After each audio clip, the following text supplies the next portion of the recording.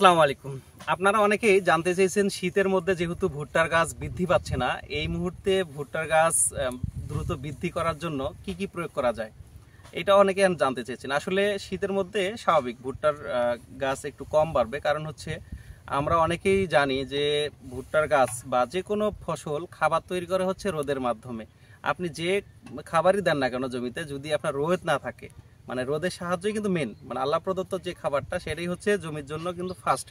এইটা ছাড়া কোনোভাবেই আপনার কোনো ফসলেই মানে সম্ভব না বৃদ্ধি করার। যেহেতু আলহামদুলিল্লাহ আপনাদের এলাকায় বা আমাদের এলাকায় দেখা যাচ্ছে যে রোদ উঠেছে বা মোটামুটিভাবে আকাশ এখন ক্লিয়ার, তবে এই মুহূর্তে যেহেতু পিছিয়ে পড়েছি আমরা, এখন যেহেতু শীতের কারণে গাছগুলো অনেক পিছিয়ে যাচ্ছে, আশা অনুরূপ গাছ কিন্তু অতটা বৃদ্ধি হয়নি। কারণ হচ্ছে যে বয়স অনুযায়ী যতটুকু বড় হওয়া কথা গাছের, সে পরিমাণ কিন্তু হয়নি। এইটার বয়স কতদিন?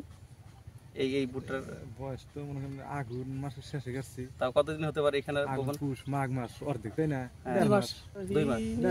1.5 মাস। তার মানে আপনাদের, আমি কিন্তু আমার আগে নিজের ভিডিওতে দেখিয়েছিলাম যে আমার ভুট্টার বয়স 45 দিন বা 53 দিনে কিন্তু এতটুকু হয়েছে, আর এখানে প্রায় 45 দিনে মাত্র মানে হাঁটুর নিচে। তার মানে বোঝাই যাচ্ছে যে ভুট্টার গ্রোথ অনেক কম। এখন দ্রুত তো এটার বড় করতে হবে, কারণ হচ্ছে সময় যদি আমরা সময় মতো না করি তাহলে কিন্তু এই মুহূর্তে কলা আসবে। তাই আমাদের এই মুহূর্তে এইটা করণীয়ের জন্য আমরা যাদের কাছে আসলে সবসময় পরামর্শ নিয়ে থাকি, আমি তো আপনাদের সবসময় বলেই থাকি, তবে আজকে আমাদের অঞ্চলে যেহেতু আমরা কৃষি কর্মকর্তাকে নিয়ে এসেছি, ওনার কাছে আমরা সাজেস্ট নিব, কারণ প্রত্যেক দিন তো আমি সলিউশন দিই। ওনার সলিউশন নিয়ে আপনি মোটামুটিভাবে এই জমির জন্য, জমি দেখলেন এই মুহূর্তে এটার করণীয় কি, মানে কি কি দেওয়া লাগতে পারে। আর আপনাদের জমিও যদি এমন হয়ে থাকে এই মুহূর্তে বা বয়স অনুযায়ী ওইভাবে বৃদ্ধি পাচ্ছে না, সেক্ষেত্রে আপনারা এই ট্রিটমেন্টটা দিতে পারেন। তো ভাই, আপনার পরিচয়টা দিয়ে যদি আপনারা একটু করতেন। আমি মোহাম্মদ মাইদুল ইসলাম, আফতাব গ্রুপ লিমিটেডের পক্ষ থেকে। যেহেতু আমি এখানে এসেছি, সেটা দেখতে পারলাম যে আপনার এই জমিটার মধ্যে মূলত আগাছা একটু বেশি আছে, কারণ আগাছা কিন্তু খাদ্যটা যে আমরা যে খাদ্যগুলো দিই সেটা খেয়ে ফেলে। যেহেতু আমরা আগাছানাশক দিয়েছেন, দেওয়ার পরে যেহেতু আমরা গাছটা আস্তে আস্তে মরে যাচ্ছে, আর এখন বর্তমানে যে অবস্থা এখানে, এটার মধ্যে অবশ্যই আমাদের খাদ্য প্রয়োগ করতে হবে, যেহেতু সারও দিতে হবে। পাশাপাশি যেমন আমাদের সিওভিট আছে, আফতাব গ্রুপের সিওভিট, তারপরে আপনার জিঙ্ক, এগুলো দিলে আপনার আস্তে আস্তে গাছটা বেড়ে যাবে। পরবর্তীতে দেখা যায় 1 সপ্তাহ 10 দিন পরে আপনারা যে 4CB যেটা আছে, মানে জৈব যুবক যেটা আমরা বলি আর কি, ওটা প্রয়োগ করলে আস্তে আস্তে ইনশাল্লাহ গাছ ঠিক হয়ে যাবে।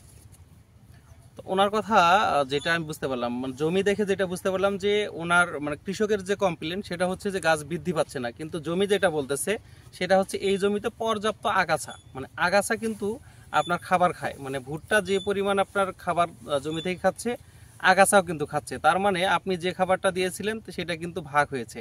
এই কারণে এখন যেহেতু আগাছানাশক দেওয়া হয়েছে, আগাছাটা মারা যাওয়ার পরে অবশ্যই যে সারটা আপনি জমিতে দিবেন এটা পুরাটাই কিন্তু ভুট্টা খাবে। তাই আপনাদের যদি জমিতে আগাছা থেকে থাকে, আমি এই জন্য প্রায় বলে থাকি যে অবশ্যই আপনারা আগাছানাশক আগে প্রয়োগ করবেন, এরপরে সার প্রয়োগ করবেন, এতে আপনাদের খরচ কম হবে। কিন্তু অনেকেই হয়তো বা দেখি যে আগে সারটার প্রয়োগ করি তারপরে আগাছানাশক প্রয়োগ করি, এতে কি হয় আমাদের খরচটা বেশি পড়ে যায়। কারণ আগাছানাশক প্রয়োগ করলে একটু না একটু ভুট্টার গাছ ডিসকালার হবেই, এটা স্বাভাবিক, কারণ ওইটার একটা ইফেক্ট আছেই।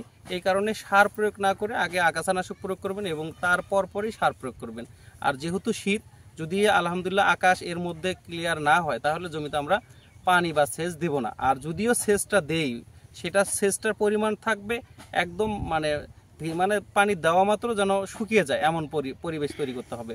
কখনোই পানি যেন ধরে না থাকে বা ওইখানে যেন জমে না থাকে এমন পরিস্থিতি তৈরি করা যাবে না, তাহলে কিন্তু এই যে বয়স অনুপাতে ভুট্টা কিন্তু উপরের দিকে না উঠে নিচ মুখ ডেবে যাবে।